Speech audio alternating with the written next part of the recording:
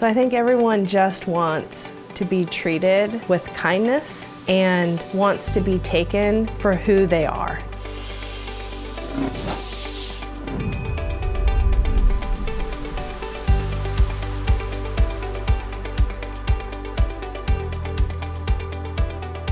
It's easy to maybe judge someone off what you think you know about them, but if you just ask a few questions and spend a few minutes talking with someone, you'll really get to know maybe something that was unexpected. If you see someone struggling, just how are you doing, what's going on, just having a brief conversation and just getting to know them a little bit, and that makes a huge difference to them. You know, just like, oh, somebody does maybe have interest and care about what I'm going through. And I think even those little conversations make a difference for them. I enjoy the conversations with them when they come to me for advice or for help, or someone had a bad phone call, something going on with their family, like they just want to talk about it, and you're there for that. You're there to help them.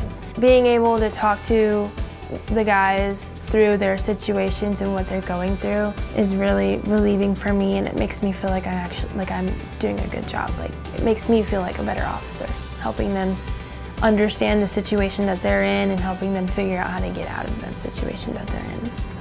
I work with guys who maybe follow my caseload and may have challenges when they leave here. So I do a lot of referrals to maybe mental health centers. If they have any medical needs, I file for Social Security and Social Security Disability, and I meet with them about 6 months prior to their release, and then every month until that release.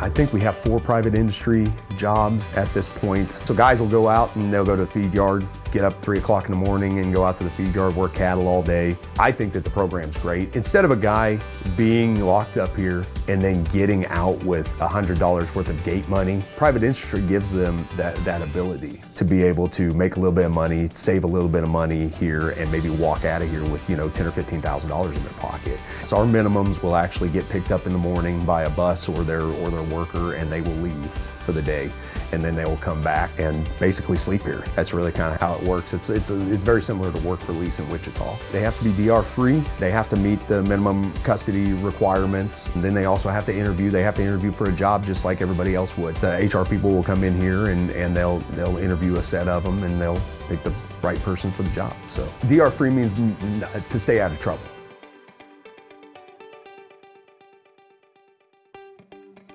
I have one right now. Actually, I have a resident on my caseload who, before he came to my caseload, before he lived on my unit, he had nothing but trouble issues. He was always in trouble. He was in and out of segregation, and he's been to multiple units and tried multiple things and just had no luck. And he asked me if he could move to my unit, and I finally agreed to it. And I let him move over, and I told him the first day, straight out the gate, I said, if you want help and you want me to help you walk a good path, I will do that.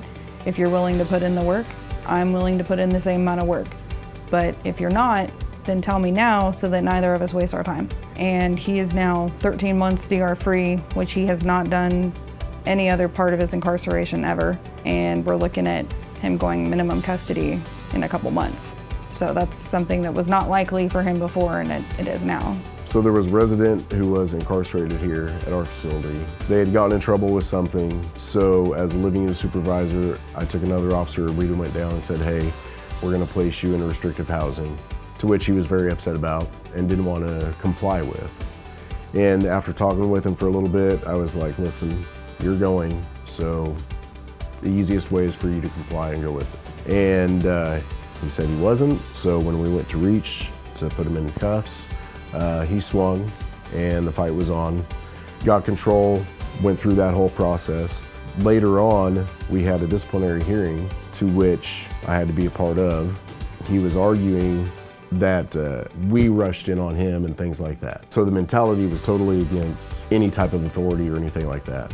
After that hearing, I had taken a moment and talked with him and said, listen, when you get outside, that type of thinking, that type of behavior is gonna lead back here.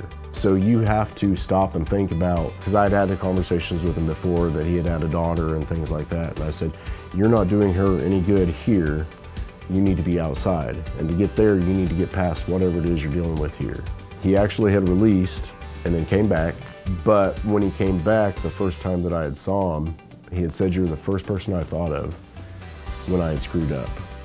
And people are gonna make mistakes, I get that. But to know at least that you left an impact on that person, okay, so maybe that's a small part. Somebody else can maybe come in and fill in the rest of it, and eventually they'll get there. So that sticks with you, just little things like that. Just being that little piece of a puzzle, kind of putting it together, yeah, that sticks with you.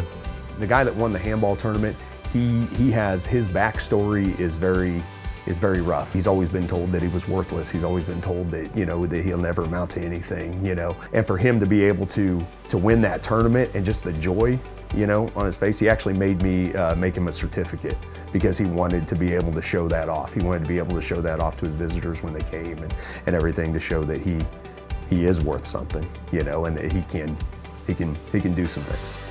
Those are the types of things that are very rewarding about this job for me.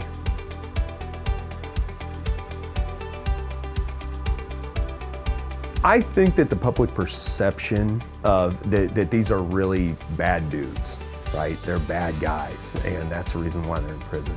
Not every guy that we have down here is a bad guy. A lot of guys have just been in the wrong place at the wrong time. They've made a bad decision in their life. I mean, I have one guy that I can honestly say that I probably would have done the same thing if I was in his shoes. So really hearing their story, hearing where they come from, hearing what sort of life experience that they have and what they had to go through in life, that was what I had really learned about that these guys are human beings. I think that a lot of times people on the outside don't feel like these guys are human beings, you know, and don't treat them like human beings. And really to be able to get along with these guys and to really get them to listen to you, all you do is have to treat them like a human being. Treat them like I would you. If you're gonna get into corrections, honestly, you need to have a drive other than just to have a job. There needs to be a passion with it for you to be successful and do what's actually required and make an impact like what we're trying to do. Because it's not like the movies of just coming in and, you know, locking somebody up, throwing away the key or whatever. You actually want to try and work with them and help them. That's what Penny and I say every day to each other is, hope you can make a difference today. Or we ask each other, what difference have you made today? I mean, it's a fulfilling career.